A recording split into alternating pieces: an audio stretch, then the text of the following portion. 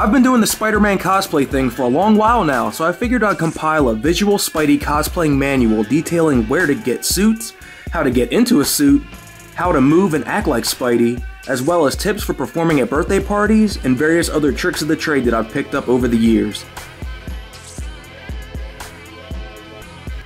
The most popular places to get your own Spidey suit if you're not creating it on your own is from the RPC Studio and Zentai Zone. RPC is more costly, but the suit quality is usually better than Zentai Zone in regards to the suit saturation, lycra thickness, custom lenses, and screen printing offers. RPC also creates shiny brick suits, which are similar to the standard dye sub, printed on white lycra but with an additional screen printed texture, such as the S pattern on my Peter B. Parker Spider-Verse suit. Finally, that brings me to their RPC paint suits. These outfits are screen printed patterns on colored spandex, which guarantees no fading or whiteouts in stressed areas. Textures on their RPC paint suits are basically a guarantee, whether it's raised webbing, pattern details, spider symbols, or what have you. As far as durability goes, that's an important question. RPC paint suits should be treated and cared for differently than regular dye subs. With the screen print, it's important not to be too rough on these suits with physical activity. Based on my experience, if you're looking for a suit to be active in, with doing flips, stunts, crawls, the standard dye sub is the smartest choice. If you're looking for a suit that's more inclined for photo shoots with high detail, then the RPC paint is the way to go. Their shiny brick is a happy medium between the two. Although the shiny brick has potential of having its screen printed designs wearing off over time, it's still more durable for physical activity than the RPC paint. How to get your foot into a kung fu slipper that's attached to your suit. What you want to do is you want to slide your foot into the fabric, but you don't want to pull it all the way up yet. You want to leave some slack in it. You want to bring your toe in as close as you can, and what you do is you take the back here, dig in, and this is why having slack is important, so you can have the flexibility of getting in there and pulling it up over your heel. Now, if it was completely pulled tight trying to do that, it's a nightmare, but with some slack, it's easier to do. So this is how you get into a vertical back zipper Spider-Man suit. You take one arm, slide it through. Usually if you have a removable forearm zip, you can just pull it right through there. Pull it up over your shoulder. Do the same for the other side. Make sure you pull it down, make sure it's nice and tight. Now this is the tricky part that a lot of people have issues. They're saying, I can't reach my zipper. This is the tricks of the trade that I've picked up over the years. So what you do is you pull the fabric down and you pull the zipper up as far as you can go. Then you take the top of the suit, grab it together, hold it there, find the zipper, and you can easily just pull it right up, right to your neck. Just like that. And then of course if you have your hands out, you pull them through here. Make sure your hand is nice and tight in there. Pull the fabric down. Hold it there, and you can just pull the zipper to close, just like that. Once again, bring your hand over like this, pull it down, hold it there, grab the zipper, pull it up, like that. Now this is important, make sure you keep some slack on your arm here, because if people start from the beginning here, it's tougher to pull the zipper down, so make sure you have an inch or 2 inches of your U-zipper on your rib cage here. So what you're going to do is you're going to take one hand and you're going to slide it through like this. Pull it tight, bring it to your shoulder. Now you're going to slide your head into the hole here like this. Then you're going to take your free arm and bring it in that way. Make sure everything's tight, like this. Now here, you're going to take the back flap, pull it up, secure it, throw it down. You're going to take it and pull it down to your waist. And you're going to take one side, grab here, take the zipper that was already pulled down about 1 inch or 2 inches, and you can easily pull it down and zip it to your lower back. Then on this side, grab the flap, pull it down to your waist, grab the zipper, zip it down to your waist, and around your lower back. And there you go. And of course, if you have another zipper here in the back, you want to make sure you have that nice and secure. That's how to get into a U-zipper. For my personal taste when it comes to suit customization, I prefer making sure I have forearm zippers so I can take my hands out anytime I need to eat or say use my phone. It's just convenient that way. I also prefer detached masks because I like being able to wear it just around. I don't like having the little face flap hanging there, as most people that have attached masks know what that's like. So I like the comfort of just being able to pull a mask down, especially if I don't have a face shell, which I don't use, but it just makes it much more convenient. And I prefer having a vertical back zipper back there because for me it's easier. It's not as time consuming as doing the U-zip option, which I explained, but to each their own. Hopefully you can find your own personal taste of how you prefer your suit setup to be, but that's mine. Removable mask. I prefer no zipper on the mask either.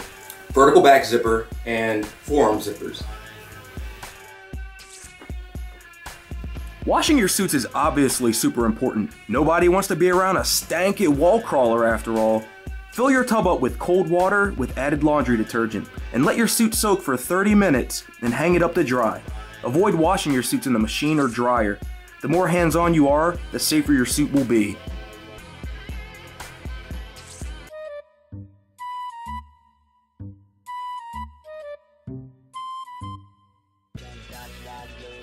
A hero's gotta do what a hero's gotta do. Wearing a Spidey suit out in public is actually one of the easier things to do, as long as you keep it concealed. I like wearing light hoodies or jackets that keep everything just hidden, or baggier or elastic sweatpants that are good for getting around the ankle and foot of your shoe. As you can see, you wouldn't even think I was wearing a Spider-Man suit if I was out in public. And it's also good for birthday parties as well. If you get there early, but you want to make sure you're all suited up just in case you have to get out there as soon as possible, but you don't want to give away the surprise to the kids. So yeah, wearing this, you wouldn't even know that I had a suit underneath, like I said. And if you have a detached mask, you can easily keep it in your pocket just like this. If you have an attached mask, you'll just have to tuck it into the collar of your suit. But yeah, that's just little tricks that I picked up as far as comfort and keeping your secret identity. Although you will still get the occasional comments about your shoes, I just always say they're the new Air Spideys. Before getting busy, we have to stretch. Since Spider-Man is constantly in a state of action and dynamic poses, it's important to stretch your limbs, especially your hamstrings, glutes, wrists. These bounce hops will help loosen up your knees since a good amount of impact will be placed on them. These are some of my favorite Spidey poses to use for pictures, as well as good resting positions when you're out in public talking to others. You can now see why those stretches were very important. Flexibility is one of the biggest factors for dynamic looking poses for Spider-Man. Here are some other variations of crawls I like to use, such as an inverted backwards crawl and a bug hopping roach crawl. Learning these styles will help your physical vocabulary when playing the webhead. Adding the Spidey-like action moves brings a whole other level to your portrayal. Easier moves like rolls utilizing pose endings are a good stepping stone.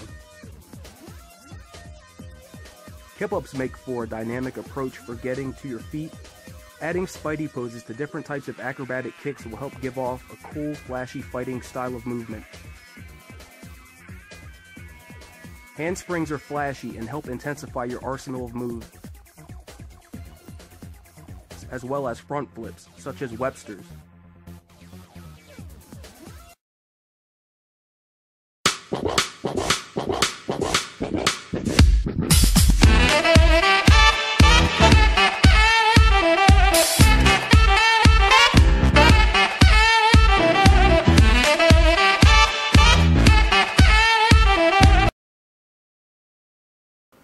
Spider-Man is known for having incredible strength, balance, and flexibility. These following workout routines will help improve yours.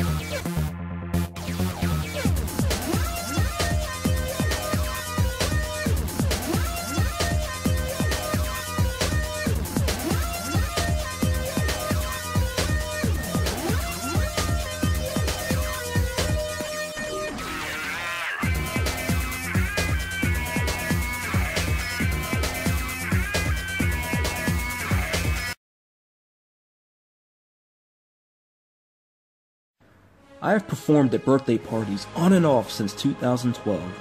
Over that time frame, I've certainly picked up some tricks of the trade and wisdom in regards to effectively pulling off Spider-Man at events.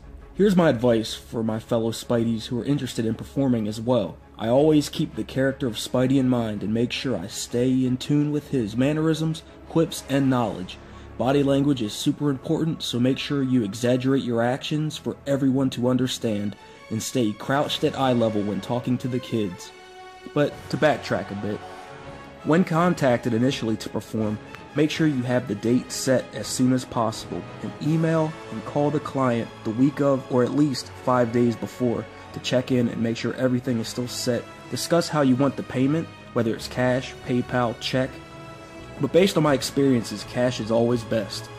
Specify the length of time that you'll be performing for and the location it'll be, whether it's a rec hall, a backyard, etc. When arriving to the party, try to get there 15 minutes early to inspect the location and discuss how you want to be introduced. That's where the creative ideas usually stem from. Have a game plan for the party and set a routine and structure. It's hard to get the kids to follow your lead if you seem unsure of the activities, but most importantly, ask the birthday child if the planned activity is what they even want to do. When coming up with party activities, play to your strengths and be fun with the ideas that you come up with for the Spider-Man identity. I like using acrobatic stunt shows to start my performances off. That way, it sets the party in an exciting mood, and the doubters will be more inclined to believe that you are the real deal. After you show them what you bring to the table, see what the kids can do and have them demonstrate their cool moves. Make sure you encourage them with high fives and inform the spectators to clap and applaud their efforts. As far as games go, make sure early on when you're talking to the parent beforehand, you are informed how many kids will be there so you can possibly pick up prizes. Games that I usually like using are relay races like cartwheel and roll-offs, stop and go, red light, green light, duck, duck, goose, leapfrog, things like that. Give simple pose lessons and instructions for the kids as well, so whenever you all do that huge group picture, they can all show off their amazing Spidey poses. Make sure you discuss where to go after the party has completed. Finding a proper space to change is very important. Make sure you're out of sight. After the party, make sure you follow up with the family and ensure the performance was up to their liking. So, with these tips, I hope I helped your future birthday performances. Just imagine how you would have felt if Spidey showed up to your birthday party. Use that idea to be your fuel, and you should make for amazing times. A culture that in its most basic form should be about having fun and dressing up as your favorite pop culture character with like-minded people also has its unfortunate dark side of ridicule, racism, body, and gender shaming. There is no pleasing people today. You learn that if you're going to put yourself out there in public, there's always going to be criticism. I stress it's important to realize what is constructive and what is toxic criticism. Comments that help improve ideas to make your content better is beneficial, whereas toxic remarks are obviously seen as just hurtful and meant to troll or degrade. For those just getting into cosplay culture, it's important to keep a positive support group around, and to know that even if there are negative remarks, that they don't define you. People have their own perceptions of life, and we all grow up different and see things in our own ways. What they view as correct or wrong is subjective.